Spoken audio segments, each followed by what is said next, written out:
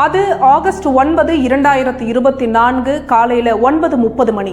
கொல்கட்டாவில் இருக்கிற R G Kar medical college and ஹாஸ்பிட்டலில் ward ரவுண்டராக இருக்கிற ஒரு பெண் அவங்களுக்கு ஒதுக்கப்பட்ட பகுதிகளுக்கு ரவுண்ட்ஸ் போயிட்டு இருக்காங்க. அங்கே செமினார் ஹாலில் யாரோ கீழே படுத்திருக்கிற மாதிரி தெரிய அது யாருன்னு பார்க்க அவங்க கிட்ட போகிறாங்க.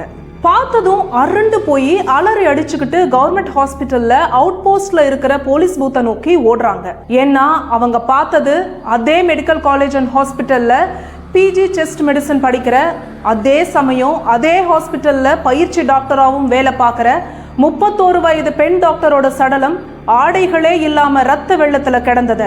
36 மணி நேரம் லாங் டியூட்டியில இருந்த அவங்க இப்படி சடலமா கிடக்கிறத அறிஞ்சதும் ஒட்டுமொத்த ஹாஸ்பிட்டலும் பரபரப்பாகுது. அவுட் போஸ்ட்ல இருந்த போலீஸ் அந்த செமினார் ஹால் வராரு. அவர் பக்கத்துல இருக்கிற போலீஸ் ஸ்டேஷனுக்கு தகவல் தெரிவிக்கிறாரு. அதே சமயம் அந்த ஹாஸ்பிட்டலோட மேனேஜ்மெண்ட்டுக்கும் தகவல் தெரிவிக்கப்படுது. அந்த மேனேஜ்மெண்ட்டை சார்ந்தவங்க ஒரு அவசர மீட்டிங்கும் போடுறாங்க.